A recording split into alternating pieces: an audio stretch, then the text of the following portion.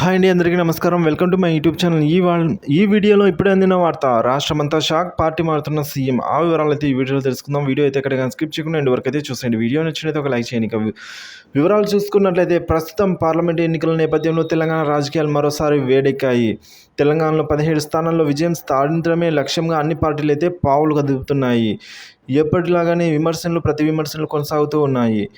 ఇలాంటి సమయంలో అటు ప్రతిపక్ష బీజేపీ పార్టీ సీఎం రేవంత్ రెడ్డిని ఉద్దేశిస్తూ చేస్తున్న వ్యాఖ్యలైతే సంచలనంగా మారాయి. కాంగ్రెస్ ప్రభుత్వం ఎక్కువ రోజులు ఉండదని, కూలిపోతుందని అంటూ గతంలో బీఆర్ఎస్ నేతలు వ్యాఖ్యలు చేశారు. అయితే పార్టీ నేతల మధ్య ఐక్యత దెబ్బతినడం కారణంగా నేను సీఎం అంటూ పోట్లాడుకుంటున్న కారణంగా ప్రభుత్వం కూలిపోతుందనే ఉద్దేశంతో బీఆర్ఎస్ ఇలాంటి వ్యాఖ్యలు చేస్తుంది అన్న విషయం అయితే అందరికీ అర్థమైపోయింది. అయితే ఇప్పుడు కూడా కాంగ్రెస్ ప్రభుత్వం కూలిపోతుందంటూ బీఆర్ఎస్ కీలక నేతలు కేటీఆర్, హరీష్ రావులు గారు ఇతర వివిధ సమావేశాల్లో అయితే కామెంట్లు అయితే చేస్తూ ఉన్నారు.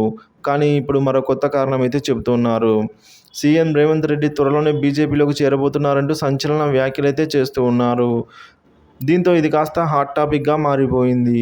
సాధారణంగా రాష్ట్ర స్థాయిలో ఎదగాలి అనుకున్న ఒక రాజకీయ నాయకుడికి ఉన్నత పదవి ఏది అంటే మంత్రి పదవి. కానీ రేవంత్కి మంత్రి పదవి అంటే కానీ సీఎం రేవంత్ గారికి అయితే మంత్రి పదవి అయితే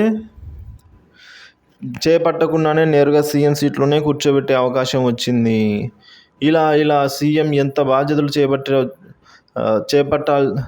చేపట్టినా వచ్చిన అదృష్టాన్ని రేవంత్ ఎందుకు వదులుకుంటారు? రేవంత్ బీజేపీలో చేరిపోతున్నారంటూ బీఆర్ఎస్ నేతలు అయితే కామెంట్ చేస్తూ ఉన్నారు. సో ఇవన్నీ కూడా తప్పుడు ఆరోపణలే అని మన తెలంగాణ ప్రజలు అనుకుంటూ ఉన్నారు. కానీ హరీష్ రావు, కేటీఆర్, కేసీఆర్ బల్లగుద్ది మరి రేవంత్ త్వరలో బీజేపీలో చేరబోతున్నారు, అక్రమ కేసులకు భయపడి ఇలా చేస్తున్నారంటూ సంచలన వ్యాఖ్యలు చేశారు. పార్లమెంటు ఎన్నికల్లో గెలిచిన ఎంపీలు అందరితో కలిసి రేవంత్ బీజేపీలో చేరబోతున్నారనైతే ఈ విధంగా ప్రచారం చేస్తూ ఉన్నారు.